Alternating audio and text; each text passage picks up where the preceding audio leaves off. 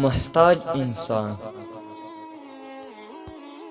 یو سړی کندې ته وولید. ساینسپوه راغی. د کندې د ژوروالي او د خاورې د رطوبت اندازه یې واخیسته. یو ډاکټر 2 ګولۍ ور واچولې. یو ژورنالیست راپیدا شو او له هغه سره یې د مشکل په باره کې مرکه وکړه. د رحم او اخلاقو مبلغ د کندې په غاړه ورته کېناست او ښه ډېر یې ورسره وژړل. یو ارواپوه ورته وویل په مشکلاتو کې باید روحیه له لاسه ورنه کړې.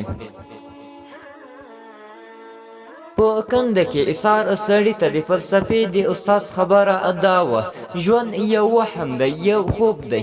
داسې وګڼه چې نه کنده سته او نه ته پکې ایثار یې.